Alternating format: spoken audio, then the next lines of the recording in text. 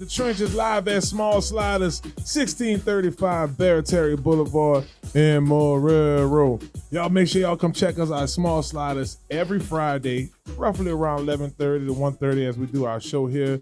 Come sit down, have lunch with us, enjoy the music. We have DJ Tune on the ones and twos all the time. Y'all go ahead and enjoy yourselves with us here at Small Sliders, baby. We also want to take this time to get everybody to get on that hot list, baby. We need y'all to text the word BIGFAV. That's BIGFAV to 94253. So the message is BIGFAV. That number is 94253. Y'all get on that hot list. So here's why you want to do that. You will receive text messages from us whenever there's, let's say, for instance, we may be giving away four or five NOLA Gold rugby tickets. You could take your whole family to a rugby game on us. Get on the list. We have Small Sliders Day next week, May 15th. National Sliders Day. We might send some. I might talk to my man Rick over here. We might do something crazy with that. You know, get y'all. I don't know. We might, everybody at show that might get a free milkshake or something. I don't know. I'm just throwing it out there. Rick, if that ain't a good idea, don't hurt me. Please don't get me. I'm just throwing it out there. Right? But you won't be able to receive any of these things if you don't get on the hot list. So text the word BIGFAV, BIGFAV. I know some of y'all are driving. And the number is 94253. That is right. I'm excited, y'all. I'm telling y'all why I'm excited, y'all. It's springtime. Things are starting to heat up around here. Me and DJ Tune was just talking about this off air. We have a couple festivals coming up here. We're performing this weekend at the Legends Fest. The Legends Fest, K. Levy's Legends Fest is going to be in Vacherie, Louisiana. That's down 3127. That's near Donaldsonville, basically the far west bank. If you're leaving from here, we're going to be there from 12 to 6. Lil Reezy, he's going to be there. Stephen King. Yours truly, me and Millie on bags. As a matter of fact, Mario, for the last segment, we're going to give them a little teaser of the show here. And speaking of Mario, yeah, y'all used to hear Mario on Tuesdays coming on Talk Pels. Well, Mario right here with us in Small Sliders right here. I have ESPN New Orleans' very own Mario Jerez. What's down, Mario? What's good, Big Fave? Glad to be with you. That sounds lit. Might try to make it out this weekend. Okay. And for now, very happy to finally make it out here, man. As you know, I've been a big fan of Small Sliders for a long time, but this is the first time I'm checking out the West Bank iteration. Already digging into the sliders here. It's delicious. This is a long time coming, man. Very happy to be here. I'm glad you're here. Look, me and Mario have been talking about this all fall. But now you got the sliders from the Best Bank, baby. One of the best ones around, definitely. Hello, somebody. Hello, somebody. And then, look, we have the Woodmere Fest on the 18th. The Woodmere Fest is going down right here in Woodmere. It's going to be on Glenmere. That's from 1 to 7. Got a couple things coming up. My girl Tamika, she has a dance runway. I'm going to do Hello, Somebody for it. And shouts out to PNC and Hot Boy Ronald. They just added me to their festival, the New Orleans Block Party Music Festival. So I'm excited about that too. Man, can I just take a second and say, like, New Orleans is the best? Like, there's always so much to do here.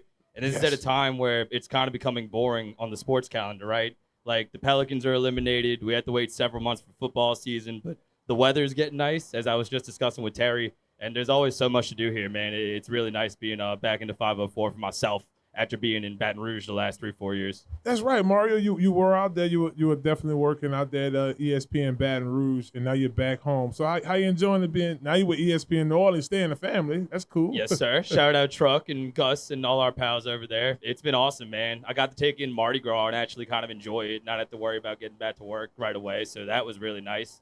And, yeah, man, this is home for me. It's always going to be home. So it's been really cool, and working for 100.3 has been a great experience so far. Cool, man. We enjoy having you here for sure. Man, the SEC, especially recently, have been producing some really good quarterbacks. I think next year you look at SEC. Well, of course, you got Quinn Ayers is now SEC quarterback now, but you got Jalen Milrose. Well, I was just looking around a couple of articles, and I stumbled across this on CBS Sports. All the tape we watch, it's Joe Burrow, it's Matthew Stafford, it's Peyton Manning. I want to be the next guy. The Tennessee Titans' very own quarterback, Will Levis. Man, Mario, when I sent that to you, what was your thoughts when you heard that? Oh boy, it's definitely silly season in the NFL, right? And if you remember Levis towards the NFL draft where he got drafted, just started darting up draft boards. Some people even had him as the number one overall pick. I think some sportsbook had him as the betting favorite to be the first player picked. And you definitely see the raw potential, but for him to put it all together on this level, to the point where you're bringing up those guys, I'm not really seeing that just yet. That's really adventurous. But if you're a young quarterback like that, I guess you got to have that confidence. You do have to have that confidence, and then he came from a conference where if you were the quarterback, I don't care if you're AJ Swan at Vanderbilt, you have to be competitive because it's no duck in the schedule. You're going to see a LSU, you're going to see a Florida, you're going to see a Alabama. But his career at Kentucky, he finished 17-7 as a record as a starter. Just to go through a couple other things, 43 career touchdown passes, which is fifth on the University of Kentucky's career list. Total passing yards, 5,200 yards. He had 6 300-yard passing games at the University of Kentucky. His senior year alone, he was named the SEC Fall Academic Honor Roll, so that's good. He got the Johnny Unitas Golden Arm Top 10 Award. He was on the Manning Awards watch list, Walter Camp Player of the Year watch list. So his senior year in 2022, I remember it like it was yesterday, he really lit things up. And like you said, even his invite at the Combine, he did pretty good at the Combine. Even when he took over as a starter at Kentucky last year, we saw the potential.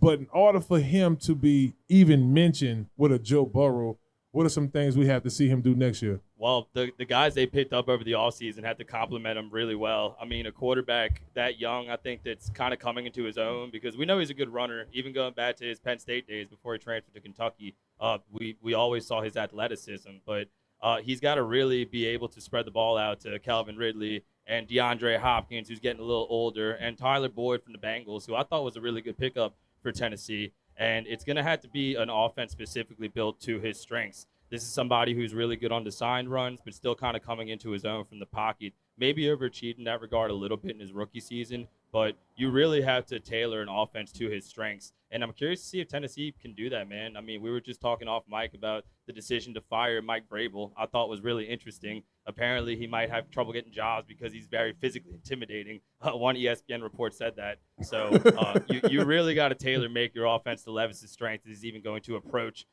those capabilities in the NFL. Wait, hold on.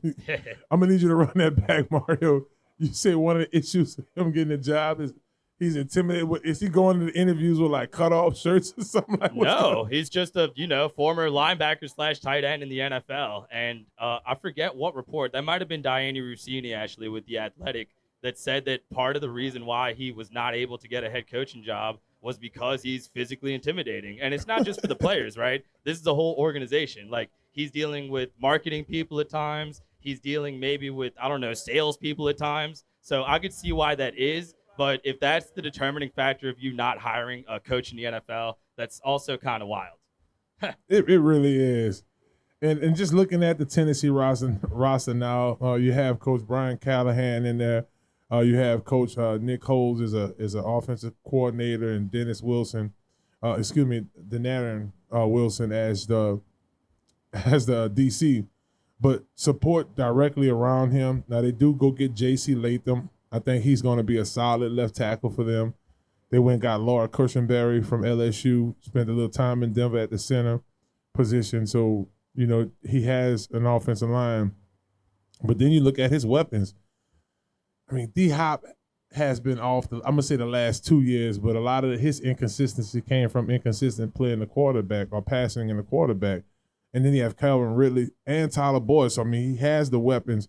And even from the running back position, what's your thoughts on the versatility with that? I mean, you basically have two elusive dual running backs. Yeah, I mean, Tajay we knew he was a star player coming out of Tulane. I think in his second year, he's really going to have an opportunity to break out here. But it's just so hard when you're going from Derrick Henry, Like, that team had a lot of success with that core, and I think they got the absolute most they got out of Ryan Tannehill. Maybe that's why they're feeling themselves a little bit when it comes to Will Levis. But you're literally and figuratively trying to fill some really big shoes there. So I like the potential with Tajay Spears, but kind of going back what we were just talking about with Will Levis, I don't know if he's ready to have those kind of expectations placed on him just yet. Like, I'm looking at the Titans, and besides DeAndre Hopkins, who you just mentioned, I'm seeing a lot of young talent and a lot of potential, but I'm just not sure it's going to come to fruition just yet. Like, that team's going to have to grow with Callahan and kind of come into its own after a while, I think. Basically, what he's going to have to do in order to get mentioned with those names, I mean, Peyton, yes, I mean, you got to do 10 years of that. But in order for him to get mentioned with the Joe Burrows of the world and even the Matthew Stafford who put the plus 10 years in, you're going to have to outperform C.J. Stroud, Anthony Richardson, and Trevor Lawrence year in and year out to get that respect. You're going to have to outperform those guys. I don't see C.J. Stroud slowing down no times, Mario. Nah, Trevor man. Lawrence got the weapons around him. And then, of course, Andy Richardson, they were already talking about how freak of an athlete he was. C.J. Stroud, statistically speaking, might already be the best Ohio State quarterback in the NFL in the history of that program. That's just how bad Ohio State quarterbacks have been. But I think what he did is really hard to replicate. You've been in those locker rooms, man, like coming fresh out of college and being able to not only command the respect of your team right away, but having such a turnaround like the Texans did, that's really impressive. And I think young quarterbacks are going to have a lot of trouble living up to that. Well, y'all don't go anywhere. Y'all make sure y'all stick around. I got the homie Mario here. We want to thank Small Sliders for bringing us that segment. Small Sliders, 1635 Barrett Boulevard. Yes, Mario finally got his Small Sliders from me, baby. He eating it right down in front of me. Took a little bite off mine, too.